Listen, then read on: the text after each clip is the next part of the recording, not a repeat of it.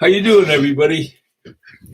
I gotta put on my my good microphone so I don't sound.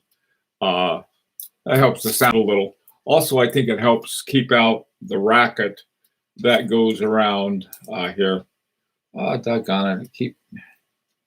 What is this? Oh well.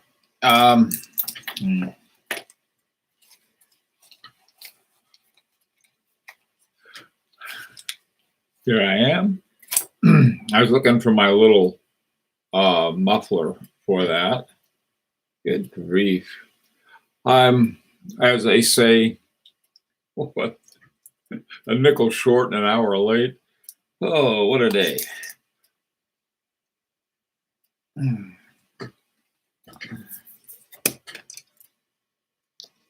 Oops.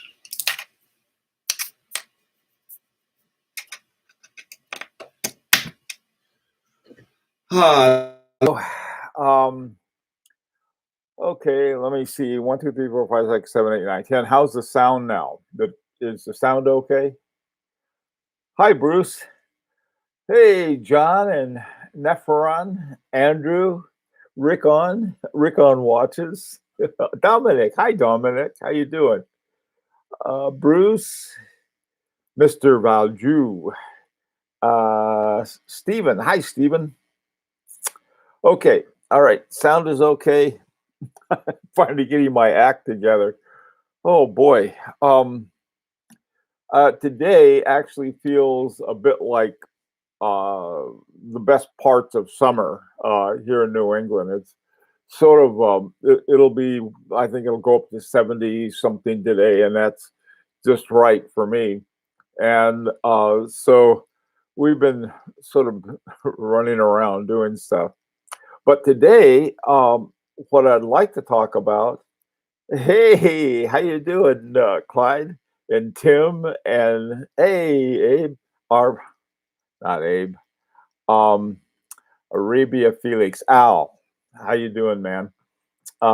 Tim, okay, good. Everybody's reading each other, so that's a good thing. All right, I'm still in the middle of this very strange set of events. There are some.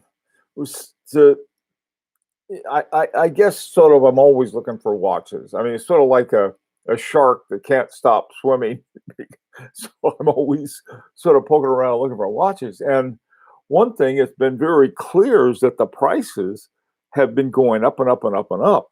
I'm wearing my Daniel Roth chronograph, and since I've got it, again, it's a stainless steel, and it's got a good movement in it, the Zenith El Primero, and so it's been a good watch. And I don't like chronographs, so because they got too much stuff on there. But this one's not so bad as far as information. But I pointed out that it's got 6 hands, which is only 2 less than an octopus. So it's something that keeps me busy. Let's be honest, Bill, more like a junkie looking for the next fix. Yes, that's exactly what it's like. And so anyway, so we have this meeting of junkies that we get together on. But what's been happening, our state was the first, I think, to actually have 70% of people with vaccinations. But it seems to have been one that people have grown to like their mask. I went to the grocery store and to the bank and to the post office yesterday, and everybody had their mask on. And some people were driving around with their mask on. And people of a certain age, I'm almost positive they've had their shots. So anyway, but so a lot of these things are coming out, and none of us know. This hasn't happened before, so at least in my lifetime. Maybe in Clyde, he's a little older than I am, but for the rest of us, this is totally new. Hi, Koji. Uh, yeah, I'm a watchaholic. Yeah, that's hello guys. I'm a watchaholic. Um, so all right. So what's what are some alternatives? And I think bad news for people like me who go looking for watches outside of the main stream. Okay. I mean, if there's nothing wrong with Rolexes and Patek Philippe's and Omegas, Speedmasters, and some other popular brands. But the thing of it is that when they start shoving up their prices, same things happened with FP Journe. A few years ago, FP Journe was, you know, in 1999 is when they started, and now they're treating FP Journe like he's Abraham Louis Breguet. So anyway, hi Andrew. Uh, so anyway, so here we are, and sort of like we've been put in a cave. And says, okay, guys, you can come out of your caves now, and you can remove your mask. But I don't know what they call people who live in Connecticut, Connecticutans or something like that. Um, they're very cautious about stuff, and we're really good, have been very good about getting their shots, and so we have extremely low infection rate. And so people are now sort of getting up, and sort of what they call the tri-state area of New Jersey, New York, and Connecticut, where, because what I'm looking forward to is going to New York City and, down Madison Avenue to all the watch shops, and then back over to Fifth, all of the rest, and then over to Park for Cellini's. I mean, this is something I've been able to do for over a year.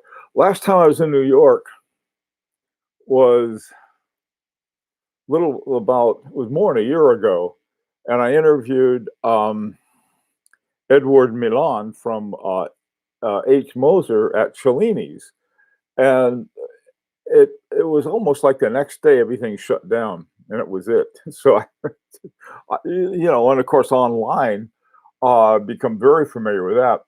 I've been looking for a watch today that I was interested in. I've mentioned this before, the Metropolitan by Daniel Roth.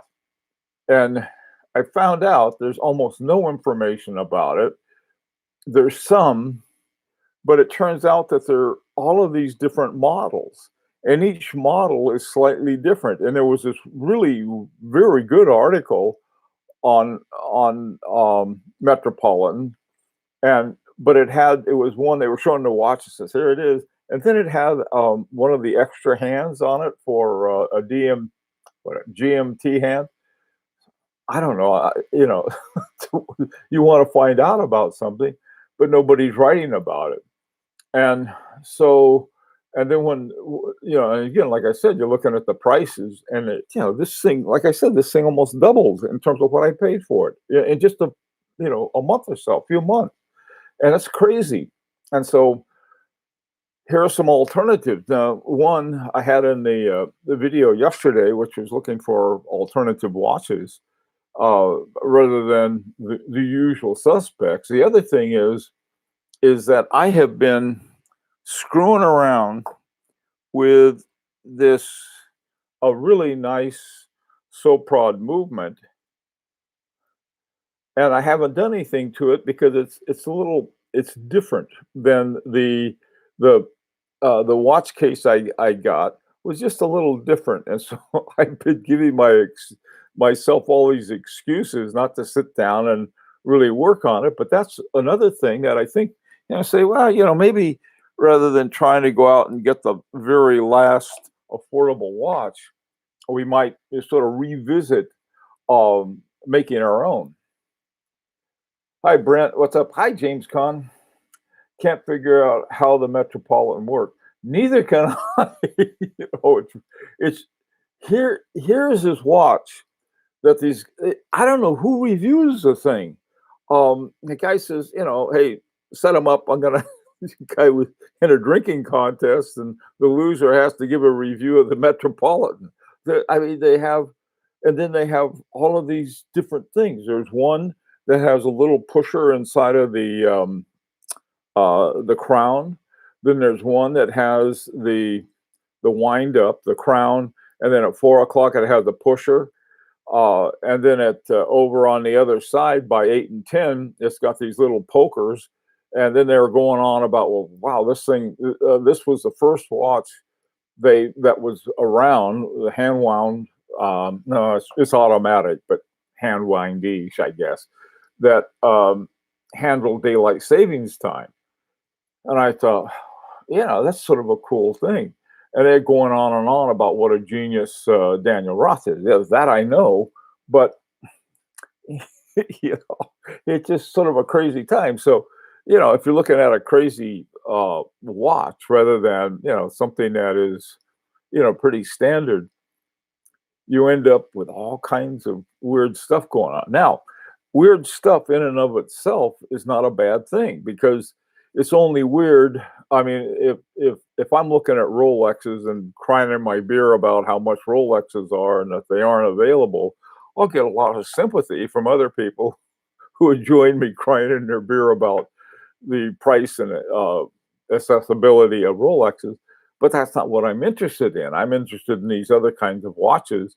That's sort of become a sort of my driving north star, so to speak, is trying to find affordable watches by people like Daniel Roth, people like Roger Dubuis, even Gerald Genta, and some of these other ones that were from the first decade of the 21st century, because they're doing all of this interesting stuff. Most of the stuff that F.P. Jorn did, that came out with these incredible watches, with a resonance watch. He came out with a combination of a tourbillon and remontoire d'égalité. These, this wasn't something. And you look at some of these other ones, and they've simply been putting out the same watches year after year after year, to the delight of a lot of collectors. Then that's good, I guess. So I think the watch acopolis can be a good thing, because it's forcing people to look at other brands that they wouldn't have considered before. Yes, exactly, Clyde. The problem is that people like me who've been looking at it, seeing the price go up. But I agree with that. They're going to start finding some other watches and saying, "Hey," and I'm not picking Bruce. I'm not picking on Rolexes. Honest to God, I'm not. We are really looking forward. Oh yeah. Okay, I'll tell you what. Bruce, yeah, they're going to rake me over the coals tomorrow on the watch talk with the punters. And so with my collection. So I got to be careful what I say today. Tomorrow's payback. Yeah, I look forward to that too. But anyway, these are some of the things that I've been thinking about, and and then I got that big The Art of Breguet book, and reading that, I think you can also find some things in there that are really really cool. Other kinds of people who are doing stuff would be like Sven Anderson, and they've got something with Benjamin Shi, who has an out. I don't. He keeps changing the name of his watch company to something else, but Ben has a deal with Sven Anderson on one of his watches, and so now we're starting to see some really interesting stuff coming out with that. So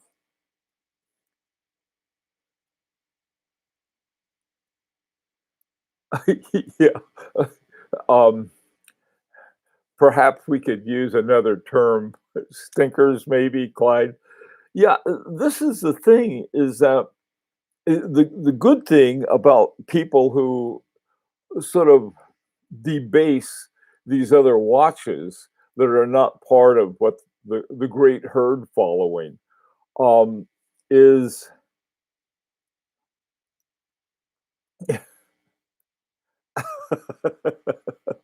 uh, yeah, I'm on the run is right. Um, it is Clyde's point that had to revise it. There are certain watches that they use these derogatory scatological remarks about, and but these are good watches that they don't know anything about. What they do know about, they have a very sort of like a little small universe, and we're sort of on Star Trek, just blowing out and finding all these other things. So some of the other ones I think we ought to look at. Name some too, if you can think of some. Hi, Mohammed. Um, the Hi, Daniel. Um, these are the ones that I've been going through, and it's basically going through the AHCI, the Independent Watchmakers. And you look at these guys, and they've all done something really interesting. The other day, somebody put up on High Horology Lounge, they put up what was called a Golden Bridge, I think. And it was in a quorum watch, I don't know, 10, 15 years ago. They came out with them. They still make them too, I think. And it's this little bridge, and you can see the movements, the going train, right from from the barrel to the escapement, and everything is lined up. Um, I think that is just a knockout kind of thing, and that was done originally by Vincent Calabresi. And so so you have these guys that are like, hey, yeah, those are pretty cool. The old AHCI war horses, right, Howard? That yeah, what do you call it? Speaking of old war horse collectors, um, the other one, Antoine Parisi, I probably said that wrong. He's got some really interesting affordable watches, and I've got to sort of revisit those. But at the same time, I'm trying to make my collection smaller. I got to slim it down. I did sell my Patek Philippe, and that helped paying for the next watch I get. And I thought, well, I got some other ones I'm just not doing anything with. And there's some though that I'm not doing much with that are such neat watches, like my Mono Retropont Beauvais. I mean, it's. I don't have very many vintage watches, but this one is in great shape. But I just it's not the kind of watch that I'm not a big fan of chronographs to begin with, and I guess that would be a count as a chronograph.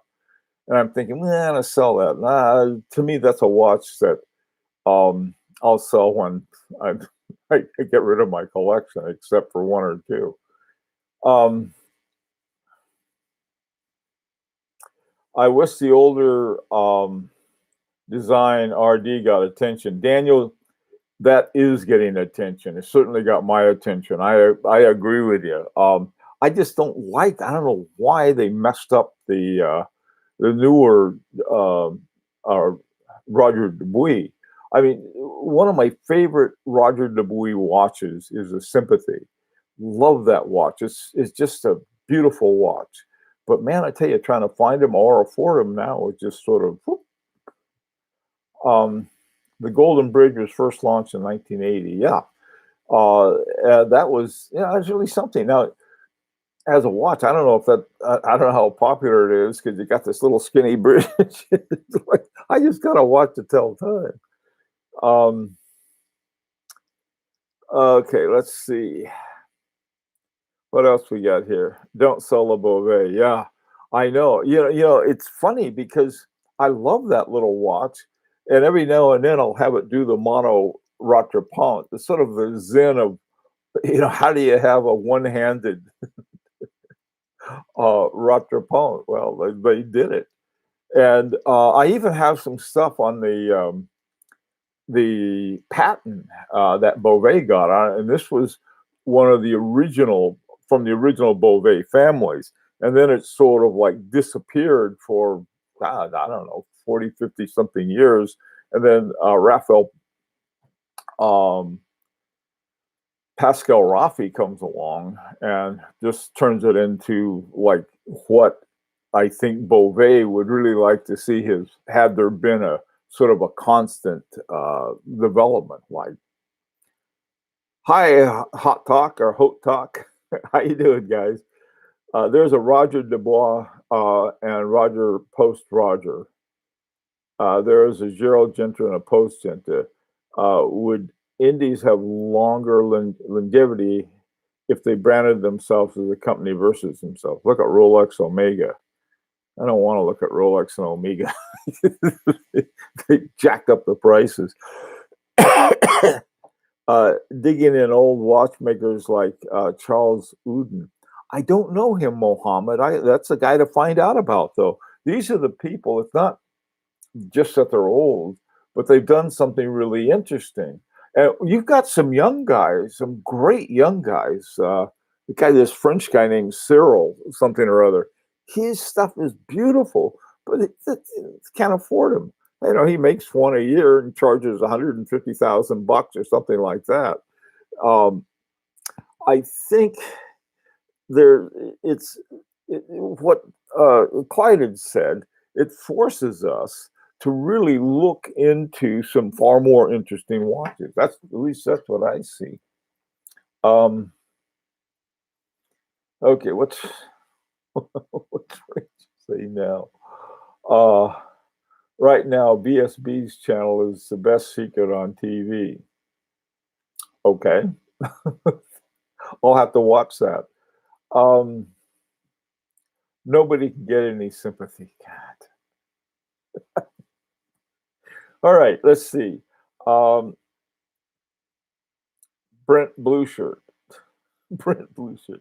I think Parmigiani would have a better market share if the brand wasn't named after him. You know, I don't know why. Parmigiani, Michel Parmigiani, I know some I know some people can't pronounce it, but that's a brand that is sort of it sort of seems to be even at odds with itself. And I think the stuff they do the best, sort of these like the Hebdo de Mardari, I say that wrong, the 8-day shape movement that they made for that could be. I don't know.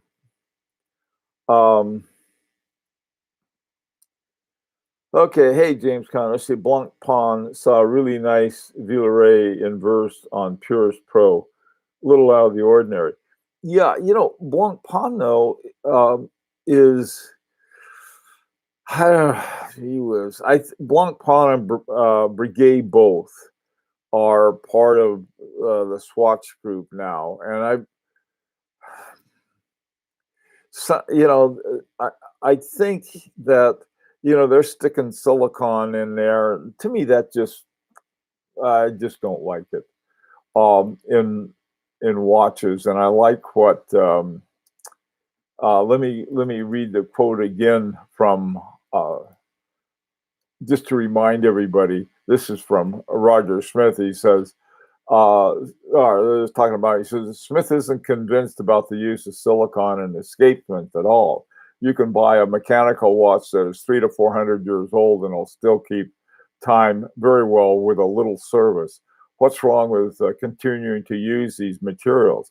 I know these materials are tried and true, and I know that by using the traditional materials and methods, I can build watches that will be around for hundreds of years. We can still replace components if need be. I really don't know how anyone is benefiting from the use of these new materials. And I agree with that. And I think the thing that bothers me the most about silicon isn't its functionality.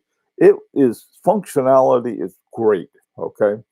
Almost, zero magnetic, doesn't change the shape, does better with heat and cold, all of those things. That's fine. So does a smartwatch, okay? So does a quartz watch. It'll beat an old-time mechanical watch every day. But the fact that Patek Philippe made sort of a general sort of like we're going to have silicon in our escapement in our hairspring. Fine. Okay. Why don't you put a battery in it and make it into a smartwatch? This is just my attitude toward it. And I think that this guy I know bought 2 subscription watches that Abraham Louis Breguet had made. And I was looking at them and he was and they run perfectly. This thing is from hundreds of years old. My mono-retropont that sat in a case for 70 years, when I finally got it, new old stock, thing ran perfectly with a Valjoux 84 in it. There's 2 hairsprings, one for the mono-retropont and the other one for the regular ticking on it. Okay, it's frying pan time. You're right. Oh yeah. Okay. All right. You're right, Clyde. We got a little more time because I was late. Sorry about that. I was getting coffee and I didn't quite get to it. Embrace tradition. Yeah. Well, what? Yeah. This is not being a Luddite, by the way. That's another thing. Not being a Luddite, because we're not rejecting new technology as part of watchmaking so much as putting it aside. I mean, we didn't get into this to saying, look, I'm going to get this kind of watch because this is the kind I like. And we could have, I got my Fitbit on. I'm not a Luddite. That thing is, tells me who's going to win the World Series. So it does all kinds of tricks. Oh, hey, Tony, what about Frederick Constant monolithic oscillator? I'm conflicted about Freddie Constant. I like him, and I've tried some on, and they feel good and everything else. But the fact that they use gold plating and just sort of, either gold or not gold. I'm perfectly happy with a steel watch. They're great. I can't tell the difference between steel, white gold, and platinum. And I've got watches in all 3. And if somebody, say, hey, which is which, and I didn't know ahead of time, I wouldn't know. Hey, Koji, what's up? It's Stance. Strange philosophical issue. Being in the music world, I've always felt there's not necessarily progress in art, but of course there has been in science. Watches encompass both. Yeah, but they're different paths that they take. Okay, and the smartwatch.